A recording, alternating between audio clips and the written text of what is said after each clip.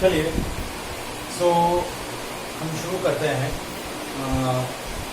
One question asked by Krisha related to the empirical formula and molecular formula. ठीक है, तो मैं वो क्वेश्चन पहले रीड आउट कर लेता हूँ। ठीक है, तो क्वेश्चन क्या है देखिए।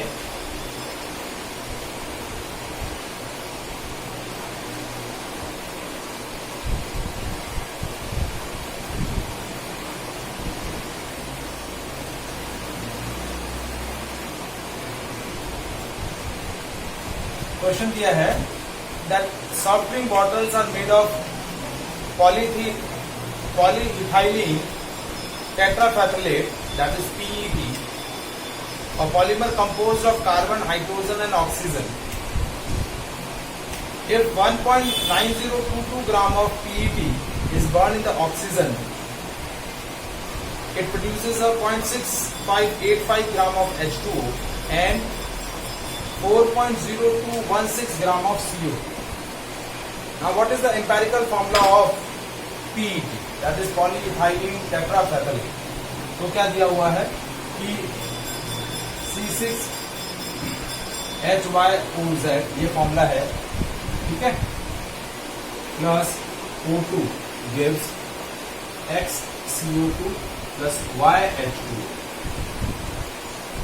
मतलब आपका जो पॉलीइथाइलिन टेट्राफैथोलेट है वो क्या है, एक तरीके से ऑर्गेनिक कंपाउंड है और इसका 1.9022 ग्राम आपको दिया गया है।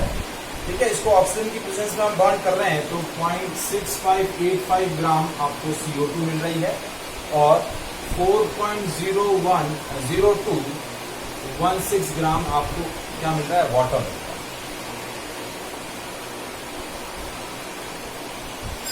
देखिए क्वेश्चन क्या है, an organic compound that is polyethylene tetrafactolate when burned in the presence of oxygen it will form CO2 and water। मतलब it is one of the organic compound, उस organic compound को हम ऑक्सीजन की presence में burn करेंगे तो वो CO2 और वाटर वेपर बनाएगा। मतलब इनडायरेक्टली क्या हुआ, तो whatever the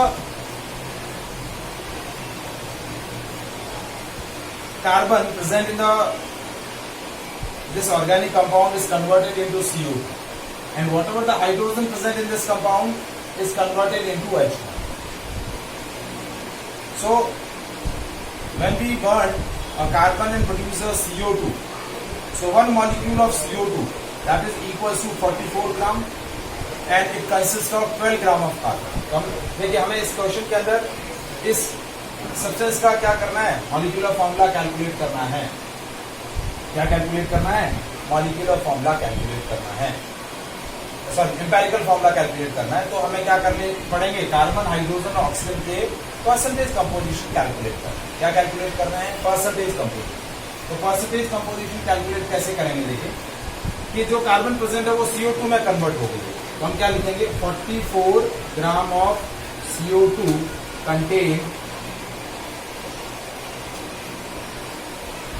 12 gram of carbon. ठीक है, तो 0.6585 gram of CO2 contain 12/44 into 0.6585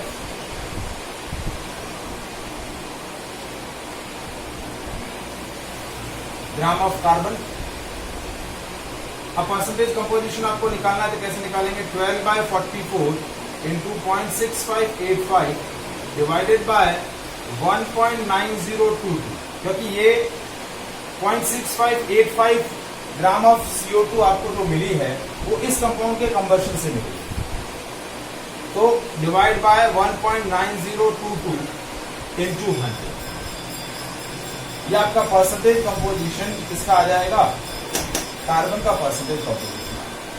तो देखिए इसको हम कैलकुलेटर से सॉल्व आउट करते हैं तो देखिए कितना आंसर आता है। मैं एक सेकंड आपको कैलसी से कैलकुलेट करके बता रहा हूं।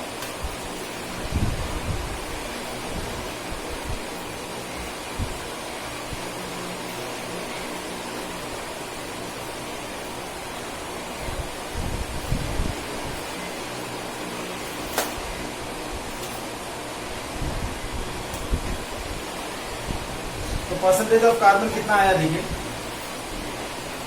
12 into 0.6585 into 100 divided by 44 divided by 1.9022. So that is 9.44%. कितना आ गया? 9.44%. ये आपका किसका परसेंटेज आ गया? ये परसेंटेज आ गया आपका कार्बन का. Now 18 gram of H2O contain 2 gram of hydrogen. कितना कंटेन कर रहा है? 18 gram of H2O contain 2 gram of hydrogen. तो अब हाइड्रोजन कितना है? 4.0216. तो 4.0126 gram of water contain 2 divide by 18 into 4.0216. आपको इसका परसेंटेज निकालना है, हाइड्रोजन का परसेंटेज निकालना है. तो देखिए परसेंटेज ऑफ हाइड्रोजन कैसे निकल जाएगा?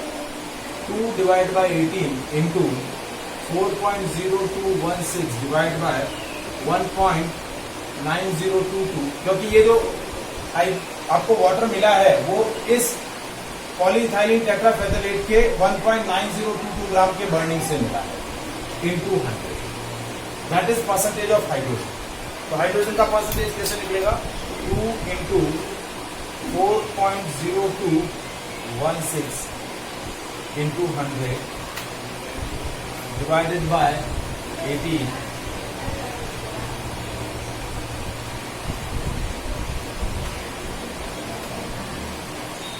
divided by 18 divided by 1.902. ये आ गया 23.49%. ये हाइड्रोजन का परसेंटेज आ गया. अब ऑक्सीजन का परसेंटेज कैसे निकलेगा? 100 minus percentage of carbon plus percentage of hydrogen. क्योंकि ओवरऑल कंपाउंड में जितने भी एलिमेंट्स होंगे उनका 100% रहेगा. तो ऑक्सीजन का परसेंटेज कैसे कैलकुलेट हो जाएगा?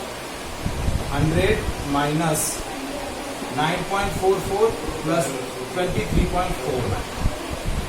तो 23.49 प्लस 9.44 माइनस 100, ये हो गया 67.06% आपको क्या मिल गई? ऑक्सीजन. तो आप देखिए तीनों एलिमेंट की परसेंटेज कंपोजिशन आपको मिल गई है. कार्बन का परसेंटेज 9.44, हाइड्रोजन का परसेंटेज 23.49 और ऑक्सीजन का परसेंटेज 67.06. तीनों का आई थिंक परसेंटेज कंपोजिशन आपको मिल गया है. Is it clear? यहां तक समझ में आया? Is there any doubt? हाँ बोलो.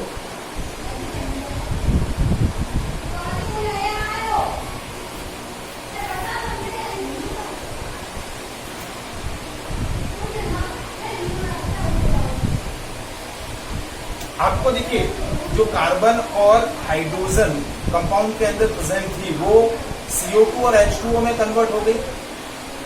और CO2 और H2O का फॉर्मेशन किसकी वजह से हुआ? इस पॉलीइथाइलिन टेट्राफेथलेट की बर्निंग से हुआ ना. ये आपको देखिए ये वाटर का अमाउंट है और ये CO2 का अमाउंट है. और वाटर और CO2 मिला किससे? इस कार्बन कंपाउंड के बर्निंग से मिला ना. तो ये कार्बन कंपाउंड का अमाउंट जो होगा वो डिवीजन में आएगा या नहीं आएगा? तो इसलिए इसको डिवीजन में लेगा. कार्बन देखो कभी भी परसेंटेज निकालते हैं तो क्या होता है? कार्बन परसेंटेज का फॉर्मूला क्या होता है? 12/44 into mass of CO2 upon mass of organic compound into 100. और परसेंटेज ऑफ हाइड्रोजन कैसे निकालते हैं? 2/18 into mass of water divide by mass of organic compound into 100. ये फॉर्मूला होता है. तो ये आपको क्या मिल गया? परसेंटेज कंपोजिशन मिल गए. अब आई थिंक परसेंटेज कंपोजिशन के बाद आपका कैलकुलेशन इजी हो जाएगा. देखिए परसेंटेज की वैल्यूज मैं रख रहा हूं. तो नेम ऑफ एलिमेंट,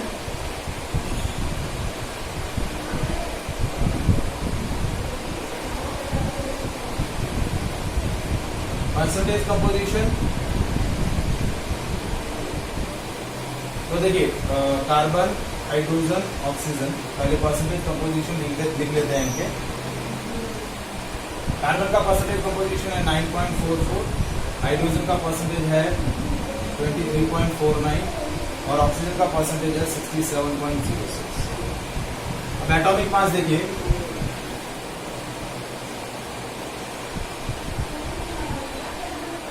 ट्वेल्व, 1 और 16।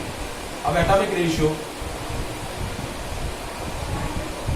9.44 डिवाइड बाय 12, 23.49 डिवाइड बाय 1 और 67.06 डिवाइड बाय 16।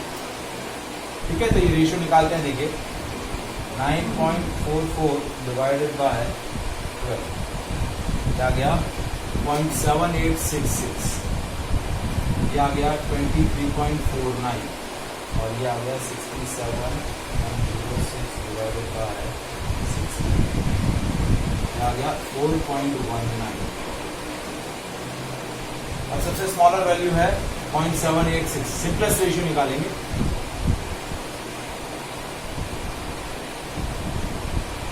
तो सिंपलेस्ट रेशियो कैसे निकलेगा, सबसे छोटी वैल्यू से डिवाइड कर लेंगे। 0.7866 डिवाइड बाय 0.7866, ये रेशियो आ गया 1। कार्बन 1 होगा। हाइड्रोजन के लिए 23.49 डिवाइड बाय 0.7866, तो देखिए 23.49 डिवाइडेड बाय 0.7866, ये रेशियो आ गया अराउंड ये आ गया 30 और 4.19 डिवाइड बाय 0.7866, ये आ गया 5। ऑक्सीजन का परसेंटेज रेशियो कितना आ गया 5। तो न्यूमेरिकल फॉर्मूला हो गया CH30O5। ये आपका एम्पेरिकल फॉर्मूला आ जाएगा पॉलीइथाइलीन टेट्राफेथल।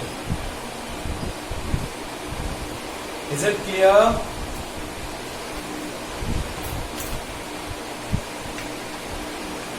Any doubt? कृष्णा समझ में आया बेटा?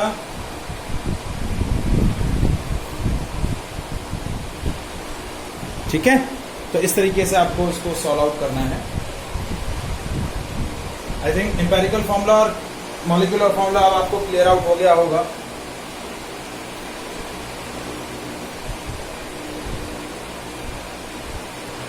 एनीवन, किसी को कोई डाउट?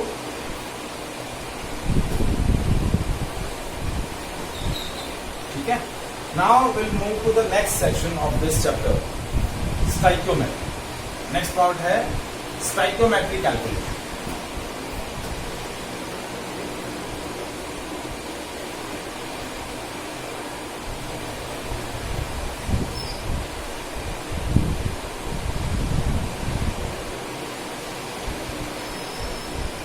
Stoichiometric calculation. तो व्हाट इज स्टाइकियोमेट्रिक कैलकुलेशन और कैसे इसको कैलकुलेट करेंगे और स्टाइकियोमेट्रिक कैलकुलेशन होती क्या है पहले वो डिस्कस करें। देखिए स्टाइकियोमेट्री, स्टाइकियो मीन्स, स्टाइको का मतलब क्या होता है,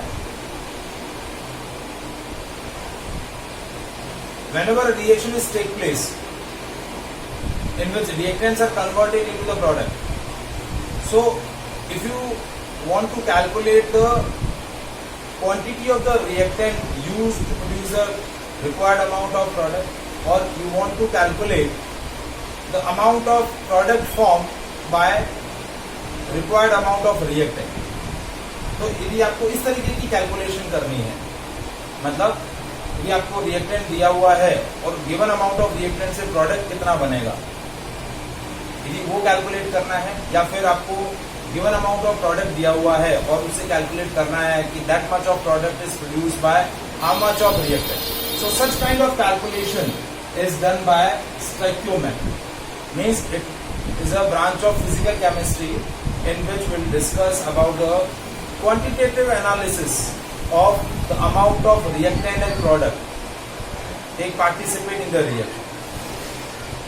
कि रिएक्टेंट और प्रोडक्ट का कितना quantity during a reaction use हो रहा है या प्रोड्यूस हो रहा है, मतलब रिएक्टेंट का कितना अमाउंट यूज हो रहा है और प्रोडक्ट का कितना अमाउंट प्रोड्यूस हो रहा है.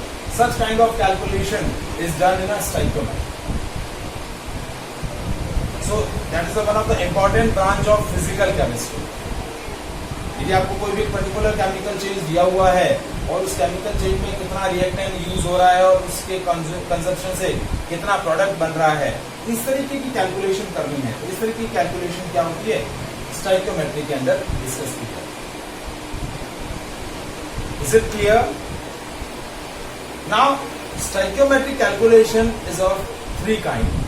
Stoichiometric calculation of 3 kind. कौन कौन सी 3 टाइप्स है इसकी? फर्स्ट काइंड है मास मास रिलेशनशिप, सेकेंड है mass volume relationship and third है volume volume relationship. Types of calculation. सबसे पहला है मास मास रिलेशनशिप, सेकेंड है mass volume relationship and third है वॉल्यूम वॉल्यूम. तो अब देखिए इन तीनों कैलकुलेशंस में क्या हमें कैलकुलेट करना रहता है. मास मास रिलेशनशिप में क्या होता है, the amount of reactant is given in a grams and you have to calculate the amount of product in a gram. या तो आपको रिएक्टेंट का अमाउंट ग्राम में दिया हुआ है और प्रोडक्ट का अमाउंट कैलकुलेट करना है ग्राम में, या फिर amount of product given in a gram and you have calculate the amount of reactant required to produce that amount of product. मतलब आपको रिएक्टेंट का अमाउंट और प्रोडक्ट का अमाउंट दोनों ग्राम्स में दिया हुआ है, तो इसलिए मास मास रिलेशनशिप. दूसरा है मास वॉल्यूम रिलेशनशिप. मास वॉल्यूम रिलेशनशिप कैलकुलेशन क्या होती है, मीन्स रिएक्टेंट का वेट दे रखा है और प्रोडक्ट का वॉल्यूम कैलकुलेट, या फिर प्रोडक्ट का वॉल्यूम दे रखा है और उस वॉल्यूम को प्रोड्यूस करने के लिए कितना रिएक्टेंट चाहिए वो कैलकुलेट करना है. और थर्ड है volume volume relationship, means volume of reactant is given and you have to calculate the volume of product form, और either volume of product is given to calculate the volume of reactant required to produce that much of product. तो ये तीनों problem समझ में आई, mass mass, mass volume and volume volume.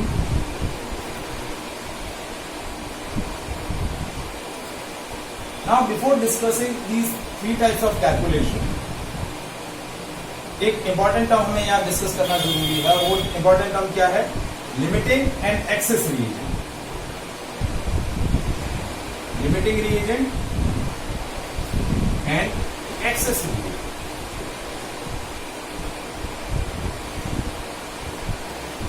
Now what is limiting reagent? Now whenever your chemical chain, given chemical chain consists of 2 or more than 2 reactants.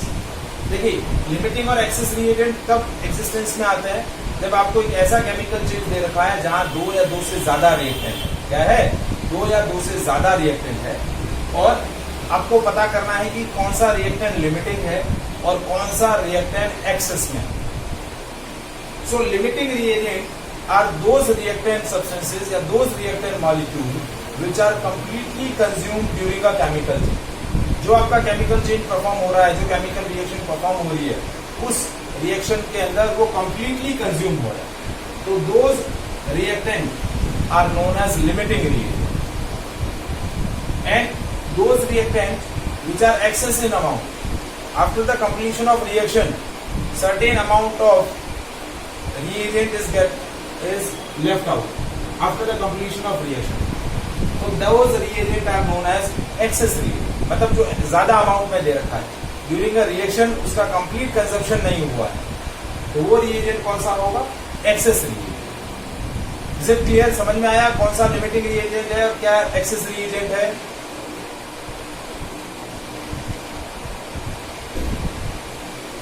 Those reactant molecule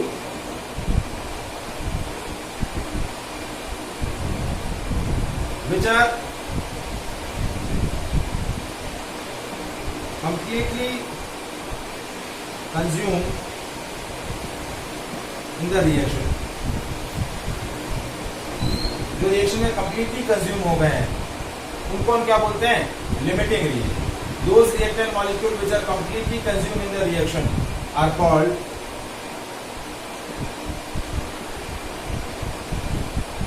limiting reagent. और those reactant molecule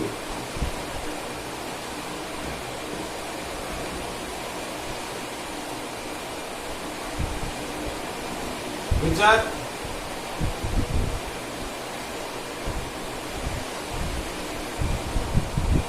in excess amount,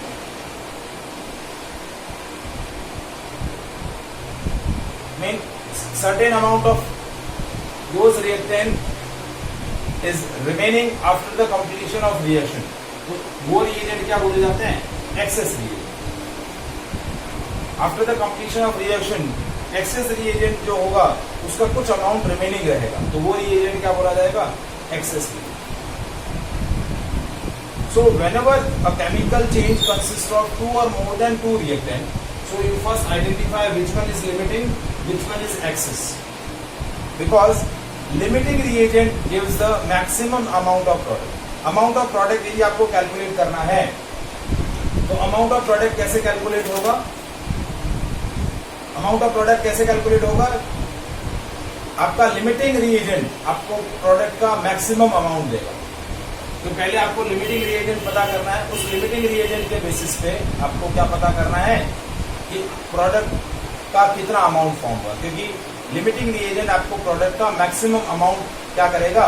given करेगा. यानी कहने का मतलब क्या हुआ कि आपको प्रोडक्ट का अमाउंट का कैलकुलेशन लिमिटिंग रिएजेंट के अमाउंट से ही पता चलेगा. Is it clear?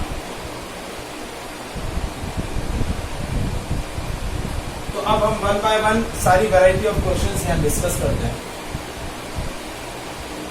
ठीक है, तो देखिए फर्स्ट क्वेश्चन हम डिस्कस करते हैं मास मास रिलेशनशिप. इसमें आपको रिएक्टेंट का मास दे रखा है और प्रोडक्ट का मास कैलकुलेट करना है. किस तरीके की कैलकुलेशन है?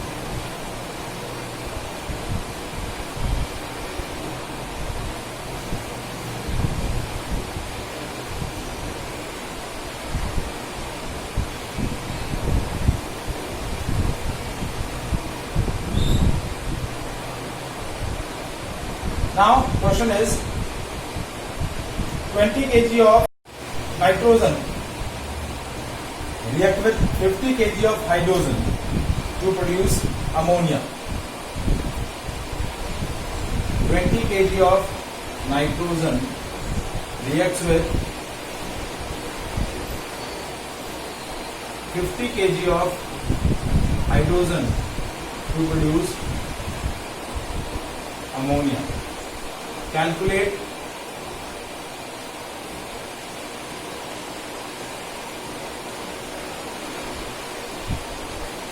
या ऐसा बोल सकते हैं identify limiting and access reagent. Second, remaining amount of access reagent, मतलब जो अमाउंट एक्सेस रिएजेंट का बच गया है वो आपको बताना है. And third, amount of ammonia form. Ammonia का कितना अमाउंट फॉर्म हुआ वो आपको बताना है. तो देखिए आपको फर्स्ट ऑफ ऑल क्या करना है, जो भी आपका केमिकल चेंज आपको दिया हुआ है वो उसको इक्वेशन फॉर्म में, बैलेंस केमिकल इक्वेशन के फॉर्म में रिप्रेजेंट करना है. N2 + 3H2 gives 2NH3.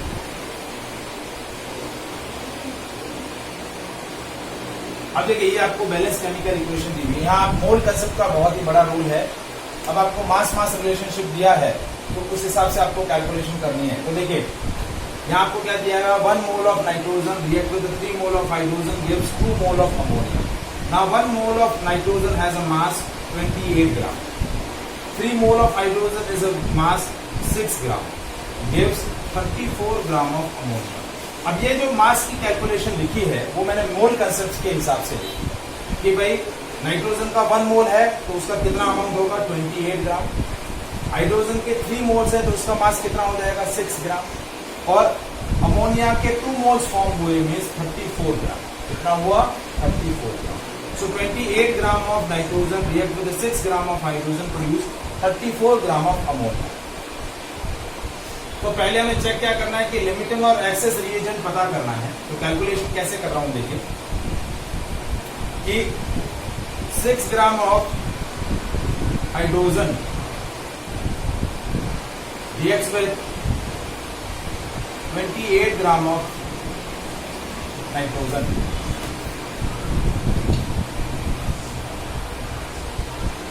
So 50 kg of hydrogen, या ऐसा बोल सकते हैं कि 6 gram of hydrogen requires 28 gram of nitrogen. ये स्टोइकियोमेट्री के हिसाब से लिखिए।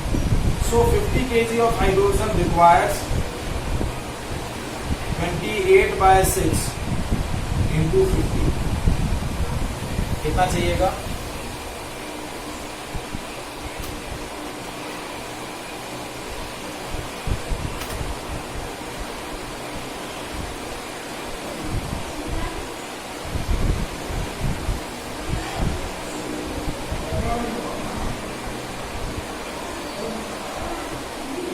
233.33 ग्राम ऑफ नाइट्रोजन।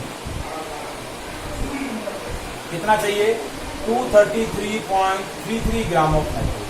बट आपके पास गिवन 233 kg सर, kg ग्राम नहीं kg, क्योंकि यहाँ 50 kg है तो इसका कितना चाहिएगा 233.33 kg ऑफ नाइट्रोजन। तो आपको यदि हाइड्रोजन के 50 kg कंप्लीटली कंज्यूम करने हैं तो नाइट्रोजन के कितने अमाउंट चाहिएंगे, नाइट्रोजन का कितना अमाउंट चाहिएगा 233.33 kg। और आपके पास नाइट्रोजन का अवेलेबल अमाउंट कितना है 20 kg ओनली। यदि आपको 50 kg of hydrogen completely consume करना है तो इसके इतने अमाउंट चाहिए, जबकि आपके पास अमाउंट नाइट्रोजन का सिर्फ 20 kg है। So this information gives a conclusion that कि 50 kg of hydrogen completely consume नहीं होगा। 50 kg of hydrogen is not use completely during a reaction. क्योंकि यदि इसका कंप्लीट कंजप्शन चाहिए तो नाइट्रोजन के 233 kg चाहिए, जबकि हमारे पास अवेलेबल अमाउंट ऑफ नाइट्रोजन कितना है 20 kg। तो हम यहाँ कैलकुलेशन में क्या लिखेंगे कि to consume 50 kg of hydrogen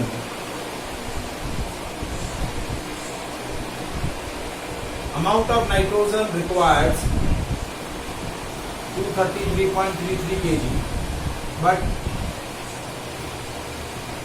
given amount of nitrogen is only 20 kg. So hydrogen is not completely consumed in reaction. और जो रिएक्शन में कंप्लीटली कंज्यूम नहीं होता है वो होता है एक्सेस रिएजेंट। तो एक्सेस रिएजेंट कौन सा हुआ हाइड्रोजन, और लिमिटिंग रिएजेंट कौन सा हुआ नाइट्रोजन। ये हमने आइडेंटिफाई कर लिया कि यदि मुझे हाइड्रोजन का कंप्लीट कंजप्शन करना है तो मुझे नाइट्रोजन के 233 चाहिए, जबकि मेरे पास नाइट्रोजन के कितने हैं सिर्फ 20 kg। तो नाइट्रोजन का 20 kg कंज्यूम होगा कंप्लीटली, लेकिन हाइड्रोजन का 20 kg नहीं, हाइड्रोजन का 50 kg कंज्यूम नहीं होगा। तो अब हाइड्रोजन का कितना कंज्यूम होगा और कितना रह जाएगा वो हमें कैलकुलेट करना है। तो वो कैसे कैलकुलेट करेंगे देखिए।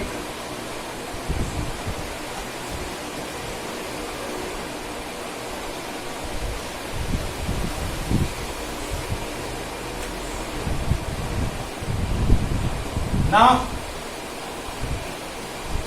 remaining amount of हाइड्रोजन, जो बी पार्ट हमें कैलकुलेट करना है कि एक्सेस रिएजेंट का कितना अमाउंट बचा हुआ है, एक्सेस रिएजेंट का कितना अमाउंट बचा हुआ वो कैसे कैलकुलेट करेंगे देखिए।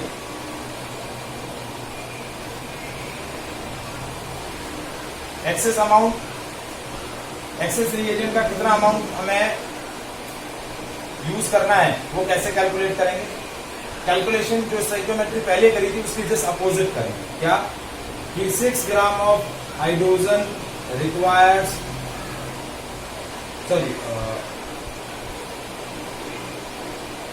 28 gram of nitrogen requires 6 gram of hydrogen.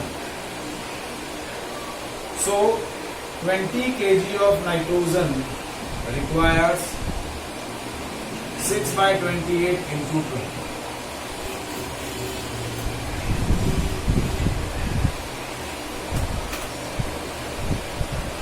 कितना चाहिए? 4.28 kg of hydrogen only. So remaining amount कितना हो जाएगा? 50 minus 4.28.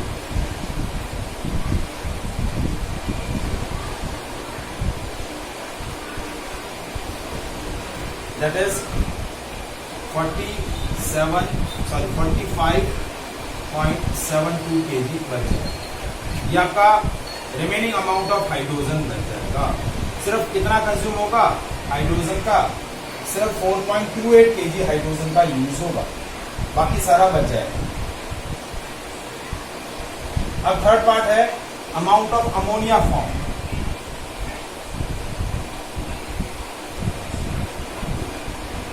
अमोनिया फॉर्म कितना कैलकुलेट करेंगे? लिमिटिंग रिएजेंट से ही पता चलेगा। देखिए 28 gram of nitrogen produces, calculation यहां कर रहे हैं। कैलकुलेशन स्टोइकियोमेट्री के हिसाब से होगी। देखिए nitrogen plus 3 molecules of hydrogen form 2 molecules of ammonia.